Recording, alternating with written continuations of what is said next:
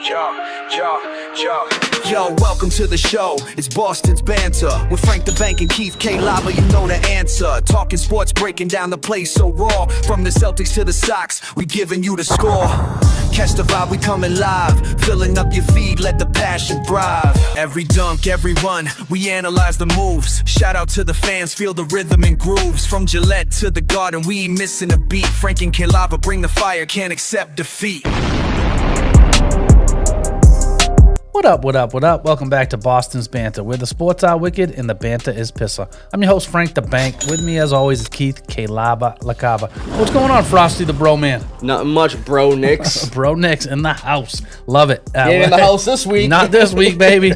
Sorry, Bro Nicks. Anyways, your boy Zach won last week, got first place, and then Justin got second. So congratulations. That was a good stat challenge. We're going to keep rolling with the Drake May rookies. We got a Drake May Prism Emergent. This Very is a cool popular card. Yeah, everyone loves the Drake May rookie card. So this is a cool brand. Everyone likes Prism cards, so it's an emergent version of it. It's really cool. And we got the Travion Henderson Mosaic, which is also a really cool card. We're asking for only the Patriots receiving and rushing yards this week. So combine both their receiving yards and their rushing yards. That's what the stat challenge is this week. Good luck, everybody. Let's jump into the Wicked Pissah News. Alrighty, Frankie, here we are again. Yes, Wicked Pissah News. And as always, we're starting with the Bruins update, man. So currently 28-19-2 on the season. And Frankie, break it down for me. I mean, they're in fourth overall. They're doing really good, right? Yep. So, I mean, playing good. They won 6 straight games, which is awesome.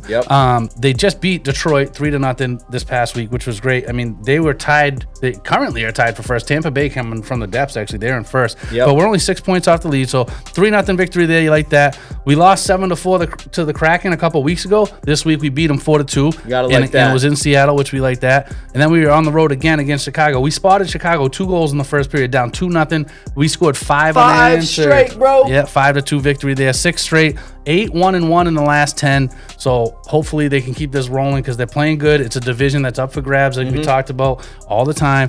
And they're playing again tonight against Dallas. So hopefully we can get a dub there. So, oh, absolutely, Frankie. You got to love that, bro. I love it, man. How about them Celtics, though? Yes, sir, Frankie. And the Celtics, man, they're looking good, too. I mean, obviously, we had a close loss this past week. We're going to break it down real quick. So the Celtics are currently 26-16 on the season, and they're second again in the Eastern Conference. We love that. They're only 5.5 back at Detroit. I mean, that loss last night to Detroit we'll get into. That was a tough one. That was, close one. But let's break it down. They did this past week, brother. They won 119-114 on the road versus Miami this past Thursday. Jaylen Brown had 27 points, but I got to bring up Anthony Simons, bro. Went nuts. 39 points. He led the team in scoring off the bench. We've been seeing a lot of scoring with him off the bench these past few weeks. That's what I mean. We got him for that. I mean, again, I think he should be playing more. He's a lights-out shooter. He's spark plug. Like I've said, man, he comes off the bench. He provides a spark, bro. He's got a good shot, man. Followed by a 132-106 whooping of the Hawks in Atlanta. You know, they just traded Trae Young. Trae Young's gone. This past Saturday, Jaylen Brown finished with 41 points, but he did that in 3 quarters, Frankie. I know. He didn't even play. That's what I'm saying. Sam Hauser, he had 30 points with 10 3-pointers made. 10. I know. That's insane. And lastly, a close 104-103 road loss versus the Pistons on Monday night, like Frankie was talking about. That was very unfortunate. Jaylen Brown actually had a double-double in that one, 32 points and 11 rebounds. He had a last-second shot to take the dub, but he just missed it. It was a little jumper, but... So tough one, man. You know, the Pistons, man. Yeah, I know. The Pistons, man. They went from being complete to now being like the number 1 team in the East. They're strong. They're big. They're a good team, man. They're tough to defend against. Hey, like we said they had to do. They built around Cade Cunningham. Now look at them. Yeah, they got a good team. So absolutely, we got Frankie. the Pacers tomorrow night, so hopefully we can take them down. Yes, sir, Frankie. But Frankie, before we get into the NFL news, we actually have some more football-related news, and it's regarding the NCAA National Championship, bro. One of the best teams you'll ever see in history. Oh, possibly. Absolutely, bro. The potential number 1 pick in the draft. Let's break it down, brother. Indiana beats Miami 27-21 to complete their undefeated season and win their first national title in program history. And like I was just talking about, the potential number 1 pick, Fernando Mendoza, he went 16 for 27, 186 yards, no pass touchdowns, but he did have a nice 12-yard rush touchdown when he was like bouncing off people. He was getting hit left and right. I mean, there was a couple dirty hits that weren't even called. I thought that was kind of crazy. Coach called that at halftime. Yeah, that was nuts. But I mean, Miami played good. Miami covered the spread. These guys were beating the pants off everybody they played. Yeah, they were. Honestly, they killed Oregon. They killed Alabama. I mean, it was crazy. And then they come in there. I didn't think Miami was going to hold it that close. I mean, it was a 7.5-point spread, and they covered the spread. They definitely covered it. A 6-point game. So Indiana also had a block punt for a touchdown. And on the flip side, I got to bring up Mark Fletcher of Miami, the running back. He had 112 rush yards and 2 touchdowns. But not only that, Frankie, after the game, he actually threw a punch at an Indiana player. That was crazy. Look at this clip. Apparently, I'm going to see it. Perhaps you at home have seen it afterwards. That's Mark Fletcher who swung at an Indiana player, which obviously is Tyreek Tucker, and couldn't possibly know what was said. But, like, bro, I get it, man. You know, it's the national title. I mean, who knows what was said by the guy in Indiana? But still, though. I mean, come on, bro. That's Looking crazy. salty over there. Indiana, Sport. a couple years ago, one of the worst teams, and now they literally could go down in history as one of the best teams. It's unreal. Like, That's they what I'm had saying. an unbelievable season, undefeated, ran the table. Good for them. And I saw Mendoza's brother is actually just entered the transfer portal. Yeah. So I thought that was kind of cool, too. So why not? Your brother's about to go to the NFL, man. Why not stick around and then try to take the reins from him? I'm saying, well, I mean, that'd be cool. But all right, Frankie, let's get over to the NFL news. Yeah. And we got a notable retirement, which we saw coming. So veteran 2-time Pro Bowl wide receiver Adam Thielen retires after 12 seasons in the NFL. A Minnesota native who spent the majority of his career for the Vikings from 2013 to 2022 as an undrafted rookie free agent. His 542 receptions with the Vikings are more than any other player in team history, obviously other than Chris Carter, Randy Moss, and Justin Jefferson. In addition to being a 2-time Pro Bowler, he's a second-team All-Pro in 2017, and he also holds the record for most consecutive 100-yard receiving games with 8. I actually didn't even know that. That's crazy. After 10 seasons with his hometown Vikings, he signed with the Panthers in 2023, where he posted another 1,000-yard season and 4 touchdowns. Then after 2 seasons in Carolina, he was traded back to the Vikings, where he didn't really have a role in 11 games, only 8 catches for 69 yards. Then he was cut, picked up by the Steelers. Didn't really do much there either. So then after they were done in the first round of the playoffs, he's calling it a career. And man, hell of a career, Frankie. Oh, definitely a great career. Thielen finishes his career with 704 receptions for 8,497 yards and 64 touchdowns. Love it. Good for him. You know, we were talking a lot about the coach firings last week, and we have one notable one we're going to bring up. But before I get into that, we have a lot of notable hirings I want to bring up. Giants hired former Ravens head coach John Harbaugh as their new head coach. The deal's for 5 years, near $100 million. That's crazy. Good for him. And obviously, when he coached the Ravens from 2008 to 2025, he had an 180 and 113 record in the regular season, 13 and 11 in the postseason, with 12 playoff appearances in 18 seasons,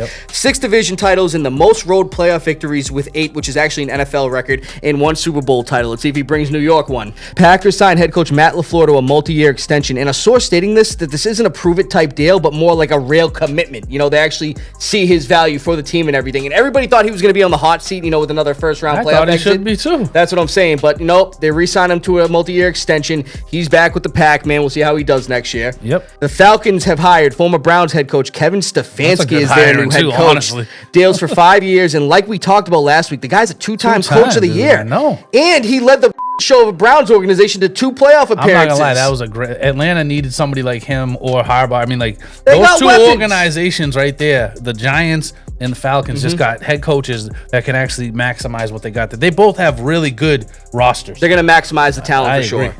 The Dolphins actually hired former Packers DC Jeff Hafley as their new head coach. Miami going with a defensive-minded coach I like now. that, though, for them. That's what I mean. You know, they obviously had Mike McDaniel, who was an offensive-minded coach, Yeah. but they were 24th in points per game allowed, so we'll see how that helps the Yeah, fans. it should. I mean, the Green Bay's defense has been solid. That's what I'm saying. They got a defensive-minded head coach now. Chiefs hired OC Eric Bieniemy as their OC, and mind you, that's a familiar spot. He's pulling a Josh McDaniels. You know, he left. Now he's coming back, man. yeah. He helped them win a few Super Bowls. I'm saying he's a good OC. They need him back over there for sure, considering smart. how the Chiefs looked this past year. Yeah. Titans hired former 49ers DC Robert Saleh as their new head coach. After getting fired by the Jets 2 years ago, he went back to San Fran as their DC. Obviously, you know, he helps out. He's a good defensive-minded coach. And he helped bring them to a few Super Bowls. And the Titans, man, they allowed the 5th most points per game last year. So get him in there. We'll see if he can turn around that defense. I mean, I feel like he is a good coach. I feel like he's going to a place that you'd probably... You know, going to be on the hot seat because it's just like they're not a good team right now. Their defense actually played a little bit better, Especially Jeffrey Simmons. I mean? But I like their defense, but they got a lot to do on offense. They have a lot to do on offense, bro. And then, Frankie, let's go over to the notable coach firing. And I actually called this right after this game happened. You did. So the Bills fired head coach Sean McDermott after 9 seasons. Last year. That's what I'm saying, bro. Too many playoff exits, too many excuses. Always. But after 9 seasons with the team, and like I said, the move seemed inevitable after the playoff loss to the Broncos. And in 9 seasons as the Bills head coach, he led them to 8 playoff appearances, 5 AFC East titles, and a 98-50 regular season record. So obviously that all looks good. But when you keep losing over and over again in the playoffs, man, their change needs to be made. I don't know. Yeah, there was some time management stuff. I mean, there's just to me, he definitely, he needed to be Like, they didn't need to get aggressive like like that at the end of the first half where Josh Allen fumbled. They could have just nailed it out. Absolutely insane. It set them up for a field goal right away, bro. They lost by 3, right? So there it is, right there. That's the 3 you lost by. There you go. All right, Frankie, let's get into the notable NFL injuries from this past week, divisional round. So Broncos wide receiver Pat Bryant suffered a concussion in the first quarter Saturday versus the Bills and did not return. Mind you, he had 3 catches on the first drive. That kid's pretty good. Also, Broncos wide receiver Troy Franklin suffered a hamstring injury in that same game versus the Bills. His status is to be determined for the AFC Championship. Yep. Broncos quarterback Bo Nix This was crazy. Suffered a broken bone on the second to last play in overtime in the win versus the Bills, and he's out for the season, bro. That was wild. Dude, I was taken back by that. That was crazy, honestly. Like, you didn't see nothing. There was no talk about it. Then out of nowhere after the game, you know, they're all celebrating. I'm like, man, it's going to be a good AFC Championship game. Then, bro, out of nowhere, he's out for the season. He was grimacing on the sideline after. I heard he got taken out by like a black Escalade or something with security. Trying to and be they secret were about trying it. to be secretive, Seahawks left tackle Charles Cross suffered a foot injury Saturday versus the 49ers. He's expected to play at the NFC Championship game Sunday, but who knows how bad it could be. I mean, obviously, that's their left tackle. They need the protection there. Yeah. And then Seahawks running back Zach Charbonnet suffered a knee injury versus the 49ers, and he's out for the rest of the season. Yeah, that looked bad. Looks like it's going to be the Kenny Walker show for them, brother. 3 touchdowns this past week. He went nuts. That's what I'm saying, Frankie. That's all we got, brother. Good stuff. Another great Wicked Pissah news. Let's get into a Foxboro focus.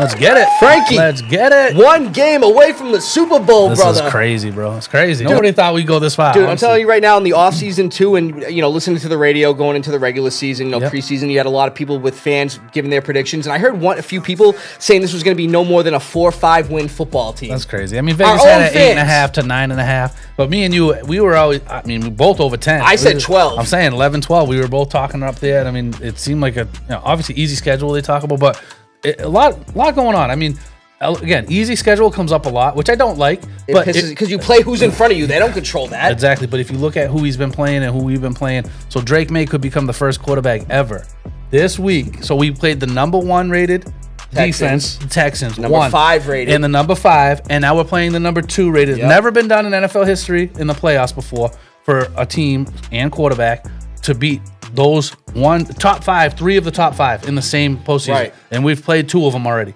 And the Texans, I mean, they gave us all we could handle. They gave us fits. Their defense is phenomenal. Denver's defense very good. Chargers defense very good. But you know whose defense is really good? Ours as well. Patriots, baby. That's what I'm saying. Go. But before I get into this, I just want to say to all the people, man, I thought we were supposed to lose to the Chargers. I thought we were supposed to lose to the Texans, but they're making excuses. All the ESPN analysts had the Texans. No O-line for the Chargers. No Nico Collins. But all those people, all the haters were saying, we're going to get smashed by the Chargers If and the Nico Texans. Collins played, we still win the game. I don't care that he didn't play either way. We back in the made AFC Championship. Stroud look ridiculous. Yeah, honestly, we did. I could have played didn't better. know how to throw a ball. I could have threw the ball better than him. All right, let's be real. That's what I'm saying. So let's break it get down, into Frankie. Let's go. Patriots beat the Texans 28-16 to move on to the AFC Championship. Love it. Let's show those highlights, brother. We got the divisional round. Patriots versus Texans. 6 plays into the Patriots' second drive of the game, and on 4th and 1, Drake May's looking for a conversion, and he finds wide receiver Demario Pop Douglas for a 28-yard touchdown to open up the scoring. Texans' next drive, they're going to score on a 25-yard field goal by kicker Kaimi Fairbairn. 3 plays into the Patriots' next drive, and on 3rd and 10, Drake May out of the shotgun. He's going to be feeling the pressure and strip sacked by defensive end Danielle Hunter. Ball's loose, but fortunately Will Campbell was able to jump on it. Patriots are going to punt. 5 plays into the Texans' next drive off the Patriots' turnover, and off the play action, C.J. Stroud's going to be looking for wide receiver Christian Kirk, but overthrows him, and it looks like Carlton Davis picks it off. They went to the booth and did a review here, and as you can see, he picks the ball off and gets his knee down in bounds. What a hell of an interception by Carlton Davis. Then 2 plays into the Patriots' next drive, Drake May off the play action. He's running up the middle and keeping it. Looks like he gets a first down, but the Texans are signaling they have the ball. And if you see here, yep, the ball gets punched out. Unfortunately, recovered by Azeez Al-Shaair, Drake May's second fumble of the game. 6 plays into the Texans' next drive off the Patriots' turnover, and C.J. Stroud out of the shotgun. He's looking for wide receiver Christian Kirk, who scores on a 10-yard touchdown. Texans take the lead. 6 plays into the Texans' next drive off the Patriots' turnover, and C.J. Stroud off the play actions, feeling the pressure by Chase on. It gets picked off by the Swiss Army knife, Marcus Jones, who takes it 26 yards for the pick 6. Patriots retake the lead. 4 plays into the Texans' next drive. C.J. Stroud looking for Xavier Hutchinson off his hands. It gets picked off by rookie safety Craig Woodson, who was down by contact. 2 straight INTs for Stroud. Fast forward to roughly 3.5 minutes left in the first half, and Drake May in the red zone. He's looking for wide receiver Stephon Diggs, the former Texan, for a nice 7-yard touchdown catch. Patriots expand the lead 21-10. Texans next drive with 2 minutes left in the first half. CJ Stroud off the play action. He's rolling to the left, and he's going to get intercepted again by cornerback Carlton Davis. His second of the game, and CJ Stroud's 4th interception in the first half. Carlton Davis made a good adjustment on the ball and made sure to get both feet in for the INT. Looking like a real rough day for CJ Stroud. Texans first drive of the second half, and they're going to score on a 25-yard field goal by kicker Kaimi Fairbairn. Then 3 plays into the Patriots' next drive. Drake May out of the shotgun, and the pressure comes off the left side by Will Anderson Jr. That's a strip sack and recovered by Aziz Al-Shaair. Texans ball. Texans next drive off the Patriots turnover in the red zone, and they're going to hand off to running back Woody Marks, who bounces off a tackle, but he gets the ball stripped by cornerback Christian Gonzalez, and it gets recovered by rookie safety Craig Woodson. And if you can see here, yep, his knees aren't down. That's a fumble. Patriots ball, baby. After a Patriots punt, the Texans are going to score on a 51-yard field goal by kicker Kaimi Fairbairn, 21-16. Start of the fourth quarter in Patriots' next drive, and Drake May is going to be going deep for wide receiver Kayshon Boutte, who makes an insane one-handed diving catch for a 32-yard touchdown. They obviously had to review this one, and as you can see here, he makes the nice catch, goes to the ground, secures the ball, Pats touchdown. Fast forward to roughly a minute left in the fourth quarter. The Texans down 12, and on 4th and 4, CJ Stroud stepping up in the pocket for a big conversion, going deep for Xavier Hutchinson, but it's incomplete. Turnover on downs, and the Patriots are going to go on to win this one 28-16 to advance to the AFC Championship. Let's go.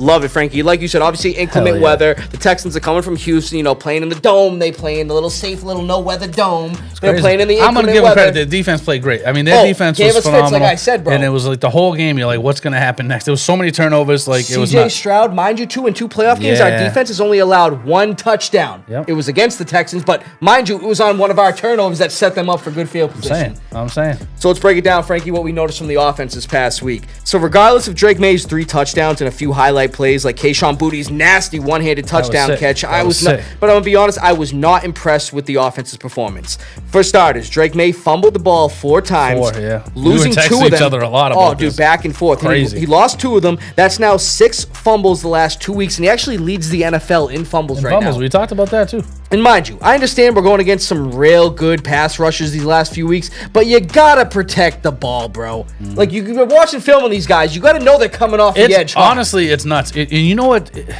They had a game plan for that too, especially in this game, where we and I talked to you about this. A lot of 2-3 step drops. He wasn't going 5, 6, 7 step drops. That's what I'm saying. He was quick passes. So you do a 2 or 3 step drop. You're supposed to get the ball out quick, but they were covering him so good. Dude, he held it too long. Will Anderson was getting off that edge like crazy. I mean, the secondary played good for the Texans too. Their defense is scary fast. They're like the fastest defense I've seen. They're primed for the future. Oh my God, it's unreal. And mind you, our O-line is not helping that case like I was just talking about at all, especially the left side. I get it, we got some young guys on that side, but the O-line allowed 10 sacks in the last 2 playoff games, 5 this past week versus Houston, so they got to clean that up, bro, especially, like you said, going against a number 2 defense in Denver and everything. Denver's known for sacks. The Pats sucked on 3rd down, going 3 for 14, but I will say the offense was disciplined. No penalties on offense, which we like to see. Yeah. And lastly, Stevenson continues to impress, even with leaving. Unbelievable. That's what I'm saying, bro. He's running hard. Is he in a contract year or something? Because the man's been playing out of his mind. Out of his mind. Even leaving the game briefly with an eye injury, he led all playmakers on both sides, the Texans and the Patriots, with 81 total yards and was running hard like we were just talking about. Yeah. He's making a statement in the playoffs, but through all the bullshit, we beat the number 1 defense. Oh, yeah, we took them down. I mean, it was the first time a quarterback threw for 3 touchdowns against the Texans all year long. Right. So, I mean, that was cool to see from an offensive standpoint. And they were just on a 10-game win streak. I'm saying. So, I mean, they beat the likes of big teams. They played every good. A lot of the quarterbacks. Stafford didn't throw for 3 touchdowns against them. Drake May did. Josh Allen did it. Nope, none of them did. So Drake May was the first guy to do it. We did it in the snow. That's what I'm saying. You know what I mean? That's what I'm saying, bro. Credit to our defense, though. Let's be real. Like you just said, credit to the defense. You know what I mean? And this is what I noticed. And this is what I noticed from the defense, Frankie. Let's bring it up real quick. The defense was phenomenal in this game. Killed it. But I got to bring this up real quick. So far in 2 playoff games, the Pats defense has allowed only 1 touchdown, like I was talking about, has 9 sacks, 66 pressures, and forced 6 turnovers, That's bro. crazy. Yeah. 1 being a touchdown, which we just saw in the highlights. Obviously, Marcus Jones, that was bro. sick. That was absolutely Dude, you sick. gotta love Marcus Jones. That dude is such a difference maker, dude. There could have On been 2 or 3 special other teams. picks in this game, too. That's could what I'm have had saying. another one, too. We forced 5 turnovers versus the Texans, like we were talking about. 4 INTs off Stroud and 1 fumble by Woody Marks. Yep. All 3 penalties were on defense, like I was talking about, but all by Carlton Davis. He had 2 picks, though. He had 2 interceptions, but he's got to clean that up with the penalties. And I just heard pass actually interference. he's dealing with a head injury, waiting to be determined to see if he plays this week. It's going to be a tough one. Marcus Jones continues to be a consistent playmaker for special teams and the defense, like I just said. Glad we locked him up on an extension. Oh, smart. And edge rusher KLava Chason continues to impress. He all and over he's the reviving place. his career. He was looking like a first round. He was a first round pick to the Jaguars years ago. He was looking like a draft bust. But the guy had another sack, making it 3 in the last 2 playoff games. And he's got consistent pressure on Stroud. Yeah. His pressure actually led to Marcus Jones's pick 6 too. He was right in CJ Stroud's face. They're playing inspired football. They look great. I mean, I will say the last 2 offensive lines that we played against, not very good. Chargers were banged up. And now the Texans, we talked about all season how, their offensive line. I will say that Denver's offensive line is a lot stronger. I'm glad, obviously, Bo Nix is not playing. However, their line is a lot stronger. Right, Frankie. So upcoming AFC Championship at the Broncos. And actually, I just want to show this pick real quick. So this is the 15th straight year either the Chiefs or the Patriots are in the AFC Championship. It's pretty crazy. Isn't that insane? I love it. I know, it's not the Chiefs. We love it because it's our team again. I know it, right? Something else I saw too, Keith, was the Ticketmaster. I saw that. What's going on with that? Ticketmaster shouldn't be limiting the tickets like that. That's bullshit. You got to be in the Rocky Mountain area code? Yeah, Rocky Mountain region. That's some bullshit, dude. The only way me and you can get tickets is if we bought them third party. You know what I mean? Which is crazy. Ticketmaster shouldn't be doing that. Bro, that's ridiculous. That pisses me off a lot, honestly. That shouldn't even be allowed, honestly. That's some salty Broncos fans that are mad. I don't even like that at all, dude. No, I don't You know what I mean? either. That shouldn't even be allowed. If anything, you should do 50-50 if you want to try to be fair. Right. Like Ticketmaster, what are they? Like, that's just crazy. That just shows how salty they are, bro. They're back. What does Ticketmaster have to do with anything? Like they shouldn't be doing that. They're just mad. That's crazy. The Broncos fans and the owners are probably mad. They're like, listen, we're already dealing with our backup. We don't want Patriots fans there. That's crazy, dude. It That is. shouldn't even be allowed. But Absolutely. So let's break it down, Frankie, with the Broncos. So for starters, the Pats could potentially be getting back wide receiver Mac Hollins off IR. Would be great to have him back. Yeah. We've talked about how essential he is to the offense, especially on third down. I like that. Yeah. But unfortunately, like I said in the defensive notes, we could be without possibly cornerback Carlton Davis, who suffered a head injury. The Broncos narrowly beat the Bills 33-30 in overtime last week, but it came at a cost, losing numerous wide receivers potentially and star quarterback Bo Nix for the rest of the season, like we talked about in Wicked Pissah News. I saw that. I heard that they might get in their starting center back though, because they were on their 3rd string center. Right. So that could help bolster their line. Again, something we just talked about. Their offensive line is very strong.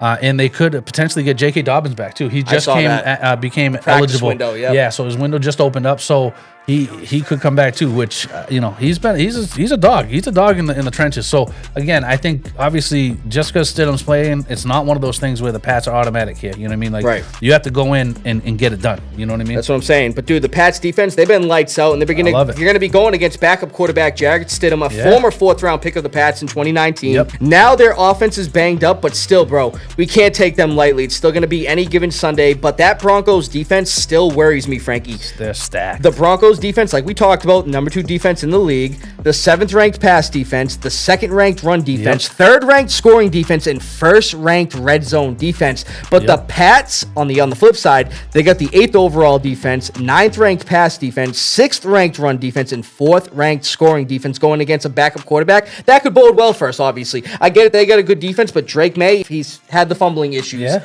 But at the end of the day, man, we have a good defense as well going I against love a our backup defense. quarterback. I put our defense up against anybody. You know what I mean? Our O-line needs to give Drake May more time, though, like I just talked about. The Broncos led the league in sacks this season. They but almost set the single season record. Right. They get to the quarterback more than anybody. But on the flip side, the Patriots, Frankie, lead the league in sacks this postseason. Yep, I love that. You know what I mean? It's going to be another battle of defenses, in my opinion. And the Pats, we got to bring it up. They're undefeated on the road this season, and I hope that continues this week Well, to knock get us on to wood the right Super now. Bowl. So, Frankie, Yeah. prediction-wise, no Bo Nix, no problem. I'm taking the Patriots. I'm going Pats too, obviously. So Yes, sir. good luck, Patriots. Let's get it. Let's get it popping, Frankie. Let's get to that Super Bowl. Let's go. Let's go, baby. Another great Foxboro focus. I got to give another one of these. These boys are playing out of their minds. I love it. Let's get into a playoff payoff. Keith, who do you got for anytime TD scorers this week? So the conference championship rounds, Frankie, you know, Let's obviously go. the first 2 weeks. I mean, I've had some of the guys You hit. did. You had a couple That's of them. what I mean, You bro. did.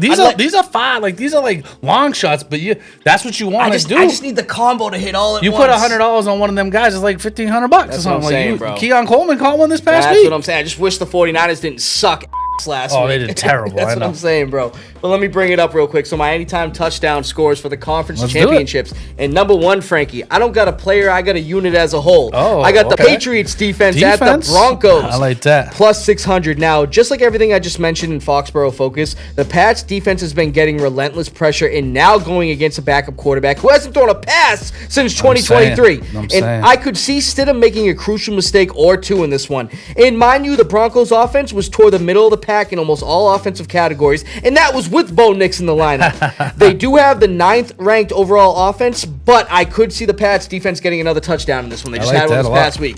Number 2, I got Seahawks wide receiver Rashid Shaheed versus the Rams. That's a good one. He's plus 380. Now, this guy is dynamic in every sense of the word. Yep. Other than offense, he could produce an anytime touchdown for you through special teams as well. The guy had a 95-yard kickoff return touchdown to was sick. open up the game versus Yeah. the 49ers last week. Open and kick. Now, he may not have caught a pass last week, but he was targeted twice and he had 2 carries for 27 They yards. always do at least 2 or 3 deep balls to him a game, and right. he's a burner. So like he catches one of them, he's gone. I could see him getting some opportunities versus the middle of the pack, 19th overall Rams secondary, a defense that has also allowed the 8th most receptions, 10th most yards, and Yep. tied 6th most touchdowns to wide receivers. Receiving, rushing, and special teams, this guy can score in any of those options. And like I said, I like he's that. dynamic, bro. Yeah. And then number 3, I got Patriots tight end Austin Hooper plus 800. Okay. Now the reason I'm bringing up Austin Hooper here, this guy was just simply a pick to make the payout higher. And why not? You know, let me choose He one had a of our big catch guys. this past week, honestly. So the last few weeks, numbers are non-existent. Only 1 catch for 14 That yards. was a like good Frankie catch, said, though. That was a big catch. to get a first down and everything in 2 playoff games, and he hasn't scored since Week 17 versus He's the due. Jets. He's due. He is due. I could see him potentially breaking free in the red zone where he excels. While a lot of attention is going to be on Hunter Henry, Diggs, and Booty, especially on a nice play action that may free him up in the back of the end zone, Yep. the dude has made some nice plays in the red zone as we've seen, especially that Titans game earlier in That the was season. sick, yeah. You know what I mean? That was like a Moss kind of play. Yeah, yep. The Broncos have also allowed the tied 12th most receptions to tight ends this year. So you yep. know what? It. I'm plugging him in there to win some good dough. I'll be singing hoop. There it is if he scores. I love it. All right, let's get into your FanDuel picks for the Yeah, conference here's my team championships, here. bro. So, I mean, I went with Sam Darnold. I know he's banged up a little bit, but everything you just talked about, the Rams secondary not being the best, I feel like that game's going to be the shooter of the week probably. I took Blake Corum, needed a running back. He's cheap, $5,900. Travion Henderson, $6,400. He left some yards on the table, I feel like, this past week. A couple times he should have went left, he went right, and vice versa. But he's due for a game, honestly. I mean, it's been Ramondre's show, but Travion's due for something too, I feel like. I stacked Jackson Smith and Jigba with Darnold. Obviously, and like Jigba that. being second highest guy, the most expensive guy. Had a touchdown last week, only 2 catches, but he had a touchdown. Yeah, and he's due for a big game too. That's going to be a shootout. Again, what you just talked about, Seattle's secondary not being the best. That's going to be a shootout. I took Puka Nacua too. He was the most expensive guy on anybody on FanDuel. So rightfully so. $9,800. So I put the 2 best wide receivers out there this week, and then I just kind of piled in around them with some cheaper guys. So I took Kyle Williams. He's had a couple shots. He had a chance to catch a big ball this I past know, week. a few times they've been going deep to him. Yeah, they're gonna shoot it. They're gonna try 1 or 2 every week with him. I feel like just like you see with Rashid Shaheed. I took Hunter Henry for all the reasons you just talked about with Denver. They're not great against tight ends. So Hunter Henry only being $5,700. He's due for a game. And then you see Shaheed at $5,500, cheap money. And I took the Patriots defense, obviously going up against a backup quarterback. Stid like the you're talking kid. about. Yeah, you know what I mean. So I like it. Let's get it. I like that, Frankie. Let's try to win some money, brother. Yes, sir. Let's get into the Lava Ram. Yes, sir, Frankie. We're going to get into the NFL divisional round breakdown from this past week. So the Broncos beat the Bills 33-30 in overtime. The Seahawks beat the 49ers, killed them 41-6. Destroyed them. You know what's funny? It's like Rashid Shaheed's opening kickoff return touchdown. That was more points, actually the same amount of points as the whole 49ers team scored. Yeah, that's all they needed. Patriots obviously beat the Texans 28-16. We love that. And the Rams beat the Bears 20-17. That was a good game too. That was another good game. It was. That was again. You look at again. We talk about playoffs a lot. We've talked about it. We're always texting each other during the games, but it's like the head coaches and Ben Johnson. I blame him. They had a chance to kick a field goal in that game. I know. It were on like the 4-yard line. It was 3rd and 1. They decided to throw it. Then on 4th and 1, they ran it to the outside. They got stuffed. Stupid. They lost by 3 points. Another stupid in move. the playoffs. I don't care what the analytics say. You take the points. friggin' points, right? It's literally most games are decided by like a field goal. Taking the Dan Campbell approach. That's what I mean. I didn't like that. It is what it is. But Frankie, with the picks, you went 4-0 last Damn right. week. Only difference we had was the Rams and the Rams and Bears, Bears. and you took the Rams. I took the Bears. I went 3-1. Yep. All right, Frankie, let's get into the NFL conference round picks. You name them, we'll predict them. We've actually only got one to bring up. I know. so- Pat's at Denver. We both taken Pats. We already talked about that. But we got the Rams going to Seattle. Who you got there? Frankie, I gotta take Seattle here. I like it. I'm going the Rams. I just feel like the Rams, to me, Okay, are my okay. team that I've picked all year long. I'm going to take them here. So, All right, only difference we got, brother. All right, buddy. See what happens, man. Good luck, sir. You too. Another awesome show. Thank you guys for liking, subscribing. The stat challenge has been great. Oh, And absolutely. Let's go, Pats, huh? Yes, Let's sir. get it, boys. Oh, Frankie, I'm getting a phone call, man. It happens a lot. Sorry, guys. Yeah, no, it's been happening a lot. Hello? Something's happened here. Something really, really bad. You know what's bad? You interrupting our show. What was that all about? Dude, I don't even know, man. Some bullshit. Dude, what's going on? Great. Here we go again. Oh. Frank. Whoa. Okay, we're back at the desk, but why does everything look so like ominous and like foggy, bro? I don't like this. Keith, like, where the hell are we, man? What the hell does that sign say? Welcome to Silent Hill. Frank, break it down for me. What is it? You know what it is. It's Return to Silent Hill. The first few movies were sick, scary, really scary, creepy. The games were unbelievable. Yeah, dude. It's unbelievable. Dude, as a kid, I remember the first game for PS1 Oh, my scared goodness. the out of I'm me. saying that first movie, too, was real creepy. I'm not going to lie to you. You don't know what kind of hell you have to face. What the hell does that mean? Dude, I don't like the sound of that either, man. You got sirens going now? Those sirens always scare me. What the hell is that? All right, Frank, I don't like the look of that. We gotta get the f- out From of here. Beantown to your town, stay Wicked Pissah. From Foxboro to Yerbro, thanks for listening, everybody. We'll see you next week. I'm out of here.